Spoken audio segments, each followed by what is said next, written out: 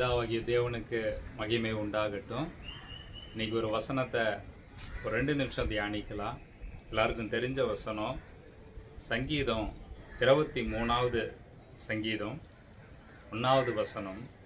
கர்த்தர் என் மெய்ப்பராய் இருக்கிறார், நான் தாழ்ச்சி அடையேன். வசனம் சொல்லுது, ஒரு மனுஷனுக்கு கர்த்தர் மெய்ப்பரா இருக்கிறார் அப்படின்னா அந்த மனுஷன் தாழ்ச்சியை அடைவதில்லை. இதே நீங்கள் இங்கிலீஷ் பைபிளில் கேஜேவி வெர்ஷன் அதில் போய் நீங்கள் இந்த வசனத்தை பார்த்தீங்க அப்படின்னா, the lord is my shepherd, I shall not want அப்படின்னு எழுதியிருக்கும்.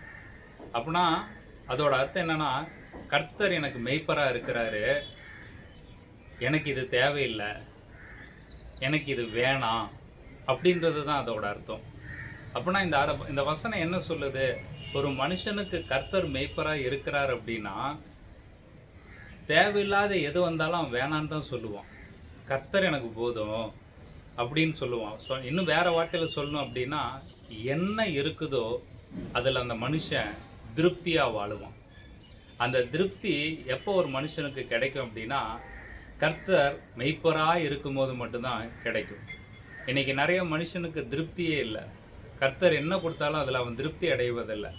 அதனால தான் ஆனால் அவன் சொல்லிக்கிறான், நான் இயேசுவோட பிள்ளை, இயேசு தான் என்னை நடத்துகிறார். இல்லை, இயேசு ஒரு மனுஷனை நடத்துகிறார் அப்படின்னா அந்த மனுஷன் என்ன இயேசு கொடுத்தாலும் அதில் திருப்தியாக வாழுவான். அதுதான் கர்த்தர் அந்த மனுஷனுக்கு மெய்ப்பராக இருக்கிறார் அப்படின்றது அர்த்தம்.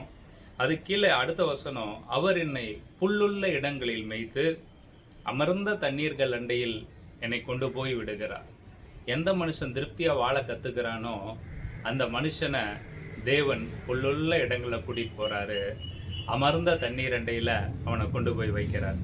சொல்லப்போனால் சமாதானம் அவனுக்கு நிறைவாக இருக்கும். ஆசீர்வாதம் அவனுக்கு என்ன தேவையோ அதை தேவன் கொடுத்து நடத்துவார்.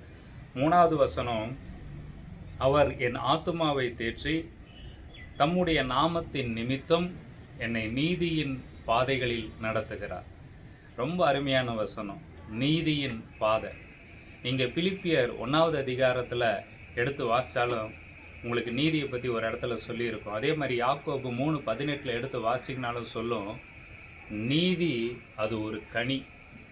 நீங்கள் கலாத்தியர் புஸ்தகத்தில் ஆவியின் கனிகள் 9 பார்க்கலாம். ஆனால் இந்த நீதியின் கனியை தேவன் அந்த 9க்குள்ளே அடக்கி வைக்கல, இதை தனியாக வச்சிருக்கிறார்.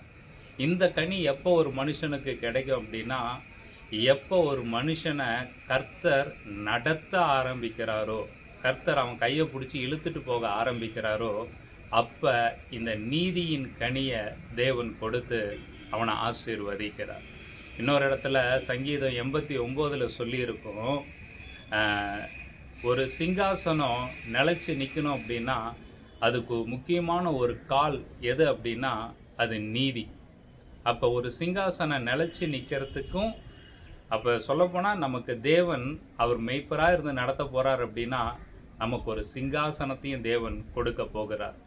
அதுக்கு ஆதாரமாக இருக்கிற நீதியை தேவன் நம்ம கையில் கொடுக்கிறார். இன்றைக்கி நான் உங்களுக்கு சொல்கிறது, கர்த்தர் நமக்கு மெய்ப்பராக இருக்கிறார் அப்படின்னா நம்ம திருப்தியாக வாழலாம். என்ன இருக்குதோ அதில் திருப்தியாக இருங்க. உங்களுக்குன்னு ஒரு சிங்காசனத்தை தேவன் ஏற்படுத்துவார். அது நீதியால் அந்த சிங்காசனம் ஸ்திரப்பட்டு இருக்கும். கர்த்தர் உங்களை ஆசீர்வதிப்பாராக.